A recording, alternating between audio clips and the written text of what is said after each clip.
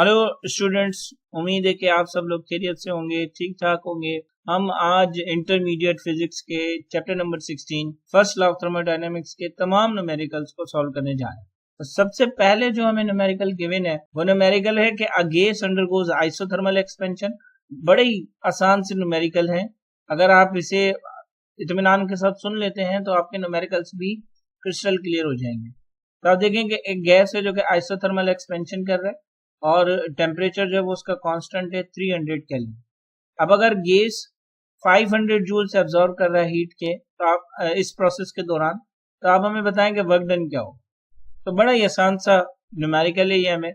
अब देखें कि सबसे पहले हम क्या करेंगे कि हम डेटा बना लेंगे। टेम्परेचर क्या है 300 केल्विन और क्यू जो है वो हीट जो उसने एब्जॉर्ब की है वो कितनी है इस प्रोसेस के दौरान, वो 500 जूल है और हमें वर्क डन बताना है कि वर्क डन कितना किया। अब देखेंगे हमारे पास आइसोथर्मल एक्सपेंशन है, तो इस आइसोथर्मल प्रोसेस के दौरान क्या होता है कि जो इंटरनल एनर्जी होती है वो हमारे पास क्या होती है, जीरो होती है। यानी कि change in internal energy zero आता है, क्योंकि जितनी हीट वो एब्जॉर्ब करता है उतना ही वर्क डन वो कर रहा होता है। तो आप देखेंगे according to the first law of thermodynamics, delta Q is equal to delta U plus delta W. अब डेल्टा यू की जगह पर हमारे पास क्या आ जाएगा, डेल्टा यू की जगह पर हमारे पास आ जाएगा जीरो। ठीक है, तो डेल्टा क्यू हमारे पास बराबर हो जाएगा डेल्टा डब्ल्यू के। अब डेल्टा क्यू कितना था हमारे पास 500 जूल्स, यानी कि 500 जूल्स ने एब्जॉर्ब किया था और 500 जूल्स ही जब उसने वर्क डन करना है। तो ये हमारे पास न्यूमेरिकल 1 का सॉल्यूशन आ जाएगा।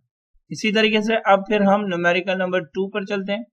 न्यूमेरिकल नंबर 2 क्या है कि a piston compresses a gas adiabatically if the initial volume is 0.02 meter cube and the final volume is 0.01 meter cube and the initial pressure is 200 kilopascals. Determine the pressure, final pressure, assume the gas behave ideally. अब यहाँ पर gas जो है वो ideally behave कर रही है। तो सबसे पहले हम देखें कि जो हम क्या कर लेंगे, डेटा बना लेंगे। डेटा में हमारे पास V1 कितना है 0.02 मीटर क्यूब, V2 कितना है हमारे पास 0.01 मीटर क्यूब, P1 कितना है हमारे पास 200 किलो पास्कल्स। तो हमें P2 मालूम करना है। अब देखें कि हमारे पास क्या है कि ये एक डायटोमिक गैसेस हैं, जो कि अगर diatomic gases behave like ideal gas at high temperature and low pressure, therefore adiabatic constant, क्योंकि आइडियाबैटिकली ये गैस जो है वो कंप्रेस कर रहा है एक पिस्टन जो है, तो जो आइडियाबैटिक कांस्टेंट आएगा वो हमारे पास क्या आ जाएगा 1.4। तो अब हम इक्वेशन तो वही यूज करेंगे जो हम आइडियल गैस इक्वेशन की करते हैं, लेकिन यहां पर क्या कर देंगे कि इसके पावर में ये आइडियाबैटिक कांस्टेंट कर देंगे। यानी देखिए P1 V1 और यहाँ पर आइडियाबैटिक कांस्टेंट आ गया पावर में। इसी तरीके से P2 V2 और फिर यहाँ पर भी क्या आ जाएगा, आइडियाबैटिक कांस्टेंट आ जाएगा वॉल्यूम के साथ, जो इस बात को रिप्रेजेंट कर रहा है यहाँ पर कि जो गैस है वो आइडियाबैटिकली कंप्रेस हो रही है। ठीक है, अब देखिए हमें मालूम क्या करना है P2, तो हमें क्या करना पड़ेगा, ये जो V2 यहाँ पर मल्टीप्लाई कर रहा है इसे इस इक्वल टू इस तरफ लेकर आएंगे तो वो डिवाइड करना शुरू कर देगा और यहाँ पर हो जाएगा P2 is equal to P1 V1 raise to power adiabatic constant divided by V2 raise to power adiabatic constant. अब क्या हो जाएगा कि आप देखेंगे यहाँ पर P1, ये जो V1 V2 है इनके ऊपर जो एडियाबैटिक कांस्टेंट है उसको हम इस तरीके से होल ब्रैकेट पर लेकर आ जाएंगे। अब आप देखें कि P2 same is equal to same V1 की जगह पर P1 की जगह पर 200 आ जाएगा, V1 की जगह पर 0.02 डिवाइडेड बाय 0.01 और फिर ब्रैकेट के ऊपर हमने एडियाबैटिक कांस्टेंट को ऐड कर दिया जो कि 1.4 है।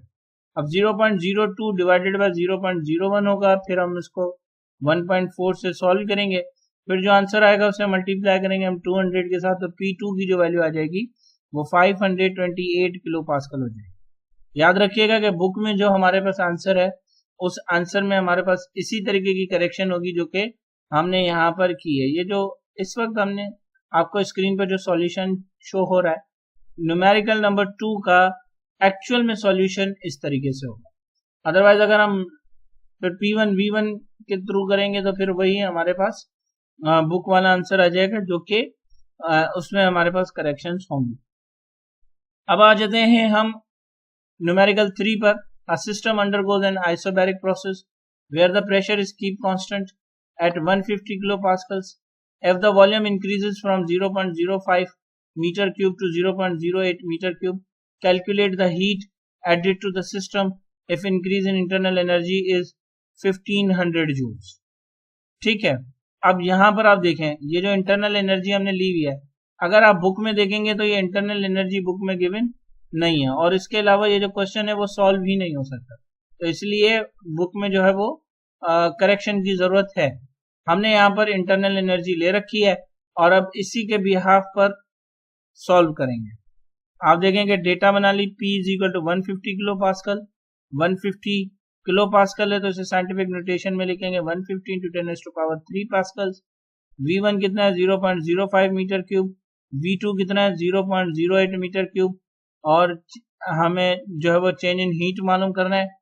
ठीक है, कि कितना अमाउंट ऑफ हीट हमने ऐड किया है सिस्टम के अंदर, और इंटरनल एनर्जी कितनी है 150 जूल्स। अब अगर हम सॉल्यूशन की तरफ आए तो सॉल्यूशन में हमारे पास क्या आ जाएगा, delta W is equal to P delta V। Clear. अब देखेंगे P डेल्टा V हम कैसे मालूम करते हैं कि लेजर में से ग्रेटर में से लेजर को माइनस करते हैं। यहाँ पर ग्रेटर कौन सा है V2, जिसमें से हम माइनस करेंगे V1 को। ठीक है, तो आप देखेंगे यहाँ पर हो जाएगा 150 इंटू 10⁻³ मल्टीप्लाई बाय 0.08 माइनस 0.05, और 0.08 को अगर हम 0.05 से माइनस करेंगे तो हमारे पास आ जाएगा 0.03, जिसे हम 150 इंटू 10⁻³ के साथ मल्टीप्लाई करेंगे तो हमारे पास आ जाएगा 4500 जूल्स। तो जो अमाउंट ऑफ वर्क हमें मिलेगा वो कितना मिलेगा, 4500 जूल्स। अभी हमने ये मालूम किया है वर्क डन, हमें मालूम करना है हीट जो कि सिस्टम में एड हुई है। तो according to the first law of thermodynamics, delta Q is equal to delta U plus delta W। अब डेल्टा U कितनी है 1500 प्लस 4500, इन दोनों को ऐड करेंगे तो डेल्टा Q कितना हो जाएगा हमारे पास 6000 जूल्स हो जाएगा। ये हमारे पास न्यूमेरिकल 3 का सॉल्यूशन हो जाएगा। इसी तरीके से अब हम न्यूमेरिकल नंबर 4 की तरफ जाएंगे, और न्यूमेरिकल नंबर 4 में हमसे कहा जा रहा है कि during an isochoric process the internal energy of the gas increase by 300 joules. If no work is done determine the heat added to the system. एक आइसोकोरिक प्रोसेस है जिसमें इंटरनल एनर्जी जो गैस की है वो इंक्रीज हो रही है 300 जूल्स तक। अगर कोई वर्क डन नहीं हो रहा तो हीट सिस्टम में कितनी ऐड हुई है वो डिटरमाइन करें। अगेन हमें डेल्टा Q मालूम करना है, तो delta U is equal to 300 joules, delta W is equal to 0 joules, delta Q is equal to, ये हमें मालूम करना है तो हमने क्वेश्चन मार्क कर दिया। अब देखेंगे in an isochoric process the volume remains constant so no work is done. कोई वर्क यहाँ पर डन नहीं होगा। According to the first law of thermodynamics, delta Q is equal to delta U plus delta W, तो delta Q is equal to delta U के बराबर हो जाएगा। यानी कि जितनी इंटरनल एनर्जी है उतनी ही हीट जो है वो सिस्टम के अंदर ऐड हुई है, तो डेल्टा Q कितना हो जाएगा 300 जूल्स हो जाएगा। आप देखेंगे कितने आसान से न्यूमेरिकल्स हमें गिवन हैं इस चैप्टर के अंदर। फिर हम क्वेश्चन नंबर 5 पर आ जाते हैं। A gas undergoes a cyclic process starting at point A with a volume of 0.02 meter cube, going to B isocoric heating, then to C isothermal expansion, and finally back to A. If the heat added during isothermal expansion is 1000 joule and the heat rejected during isocoric heating is 500 joules, calculate the net work done by the system. एक cyclic process है, इसमें जो A से जो starting point है A और उसका volume कितना है 0.02 मीटर क्यूब, वो कहाँ जा रहा है पॉइंट B की तरफ जा रहा है, और यहाँ पर जो हीटिंग हो रही है वो कौन सी हो रही है आइसोकोरिक हीटिंग। फिर C की तरफ जा रहा है जहां पर आइसोथर्मल एक्सपेंशन हो रहा है, और फिर A की तरफ आ रहा है क्योंकि साइक्लिक है। तो जो अगर हीट हमने ऐड की है आइसोथर्मल एक्सपेंशन के दौरान वो 1000 जूल है, तो आप हमें बताएं कि हीट रिजेक्टेड जो हुई होगी ड्यूरिंग आइसोकोरिक हीटिंग वो 500 जूल है। तो आप हमें टोटल वर्क डन जो है वो कैलकुलेट करके दें, यानी कि नेट वर्क डन सिस्टम का कैलकुलेट करके। तो भाई Q1 कितना है, जो सिस्टम को दिया गया है वो 1000 जूल, रिजेक्टेड जो है वो कितना है 500 जूल। साइक्लिक प्रोसेस है तो जो इंटरनल एनर्जी होगी वो क्या होगी, जीरो होगी, तो डेल्टा यू हमारे पास क्या आ जाएगा, जीरो। अब इस तरीके से अगर हम फर्स्ट लॉ ऑफ थर्मोडायनामिक्स को यूज करें तो delta Q is equal to delta U plus delta W. Delta U यहाँ पर क्या हो जाएगा, जीरो, तो delta Q is equal to delta W. अब delta W is equal to Q1 minus Q2, क्योंकि हम ग्रेटर में से लेजर माइनस करते हैं, तो यहाँ पर ग्रेटर कितना है 1000 और लेजर कितना है 500, तो Q1 माइनस Q2 हो गया। 1000 माइनस 500 हो जाएगा, जब 1000 में से 500 माइनस होगा तो हमारे पास डेल्टा डब्ल्यू कितना बचेगा, 500 जूल्स बचेगा। अब इसी तरीके से हम आ जाते हैं न्यूमेरिकल नंबर 6 की तरफ।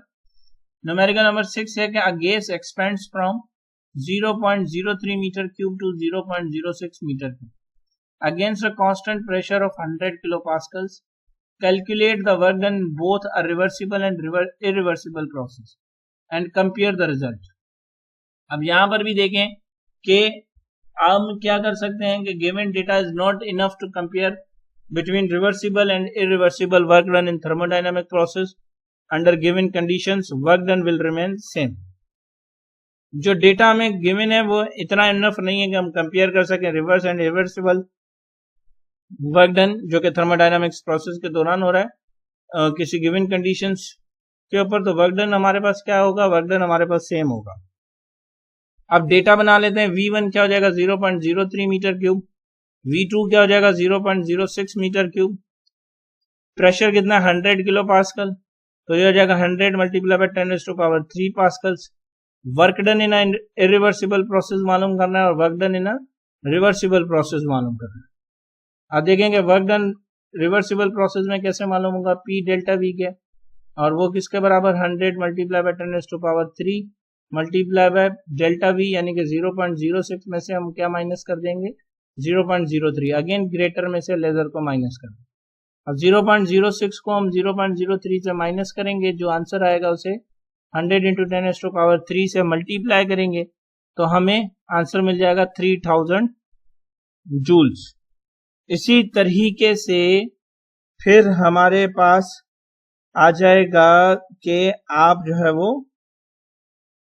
Under given condition work done irreversible मालूम करें, तो वर्क डन जो इरिवर्सिबल होगा हमने पहले ही पढ़ा कि वो बराबर हो जाएगा वर्क डन रिवर्सिबल के, तो वर्क डन रिवर्सिबल जो है वो हमारे पास किसके बराबर 3000 जूल्स के बराबर हो जाएगा। बहरहाल हमने वर्क डन इरिवर्सिबल और वर्क डन रिवर्सिबल जो कि दोनों ही सेम होंगे जो डेटा में जिस तरीके से गिवन है, तो हमने दोनों जगह वर्क डन रिवर्सिबल रख दिया और वो दोनों किसके बराबर है 3000 जूल्स के बराबर। तो होप सो कि यहां तक भी आपको बात समझ में आ गई होगी। और इसी तरीके से अब हम आ जाते हैं एमसीक्यू कह रहा हूं न्यूमेरिकल नंबर 7 की तरफ। A 50 gram piece of copper at 100 Celsius is placed in 200 grams of water at 20 Celsius. If the final temperature of the system is 30 Celsius, calculate the specific heat capacity of the copper. The specific heat capacity of the water is equal to 4.18 joule per gram Celsius. अब आप देखें कि mass of copper हमारे पास कितना है 50 grams, mass of water हमारे पास कितना है 200 ग्राम्स, इनिशियल टेम्परेचर कॉपर का कितना है 100 सेल्सियस, फाइनल टेम्परेचर कितना है 23.4 Celsius, initial temperature of water कितना है 20 सेल्सियस, ठीक है, और स्पेसिफिक हीट ऑफ वाटर हमारे पास कितना है 4.18 जूल पर ग्राम सेल्सियस, और स्पेसिफिक हीट कैपेसिटी या स्पेसिफिक हीट हमें मालूम करनी है कॉपर की। तो अब आप देखें कि इसे हम कैसे सॉल्व कर सकते हैं कि according to the law of heat exchange के थ्रू हम इसे सॉल्व करें, यानी कि heat loss by copper is equal to heat gain by the water. जितनी हीट लॉस करेगा कॉपर उतनी ही हीट जो है वो गेन करेगा वाटर। तो यहाँ पर हम फॉर्मूला लेकर आ जाएंगे, यानी कि mc delta T is equal to mc delta T, यहाँ पर कॉपर का आ जाएगा और यहाँ पर वाटर का आ जाएगा। अब देखें आप कि हमें मालूम क्या करना है स्पेसिफिक हीट ऑफ कॉपर मालूम करना है, क्लियर। तो हमने यहाँ पर टेम्परेचर डेल्टा टेम्परेचर को खोल के लिख दिया है। अब हम क्या करेंगे कि कॉपर का फॉर्मूला लेंगे। ये देखेंगे m mass of the copper and temperature यहाँ पर ये मल्टीप्लाई कर रहे हैं, इज इक्वल टू के उस तरफ जाकर ये यहाँ पर डिवाइड करना शुरू कर दें। ठीक है, तो यहाँ से हमें स्पेसिफिक हीट ऑफ कॉपर का फॉर्मूला मिल जाएगा। अब जस्ट हम क्या करेंगे कि इनमें अपनी वैल्यूज पुट करेंगे। वैल्यूज पुट करने के बाद जब हम इसे सॉल्व करेंगे तो सॉल्व करने के बाद हमें जो स्पेसिफिक हीट ऑफ कॉपर मिलेगी वो कितनी मिलेगी, 2.39 जूल पर ग्राम सेल्सियस मिलेगी। तो ये भी इसी तरीके से हमारे पास न्यूमेरिकल सॉल्व होगा। Specific heat of copper is in real is 0.39 joule per gram Celsius. There must be some error in given data. इस चैप्टर में हम देखेंगे बहुत जो है वो एरर्स हैं। अब हमारे पास लास्ट न्यूमेरिकल बचता है इस चैप्टर का कि how much heat is required to raise the temperature of 1 kilogram of lead from 25 Celsius to 100 Celsius. Specific heat capacity of lead is 0.128 joule per gram Celsius. Mass कितना है, 1 kg is equal to 1000 grams. ठीक है, temperature T1 हमें कितना है 25 Celsius, T2 कितना है 100 Celsius. Specific heat कितनी है 0.128 joule per gram Celsius. Heat जो रिक्वायर है वो हमें मालूम करनी है। अब डेल्टा क्यू हमारे पास किसके बराबर हो जाएगा, MC डेल्टा T के। ठीक है, अब डेल्टा T को अगर हम खोल के लिखें तो MC से हम T2 माइनस T1 हो जाएगा। अब M कितना है 1000, C कितना है 0.128, डेल्टा T की जगह पर क्या आ जाएगा 100 माइनस 25। अब 100 में से 25 को माइनस करेंगे, जो आंसर आएगा उसे 0.128 से मल्टीप्लाई करेंगे और फिर जो आंसर आएगा उसे 1000 के साथ मल्टीप्लाई करेंगे, तो हमारे पास डेल्टा क्यू बराबर हो जाएगा 9600 जूल्स के। तो ये हमारे पास पूरे न्यूमेरिकल्स थे। अब हमारे पास इस चैप्टर के न्यूमेरिकल्स कंप्लीट हो चुके हैं। अगर अब तक आपने हमारे चैनल को सब्सक्राइब नहीं किया तो मैं चाहूँगा कि आप ज़रूर इसे सब्सक्राइब करें, और इसी के साथ साथ अगर आपको कोई सजेशंस या कोई ऐसी बात पूछनी करनी है तो आप कमेंट सेक्शन में ज़रूर हमें बताइएगा। तब तक के लिए अल्लाह हाफिज़। Thank you so much.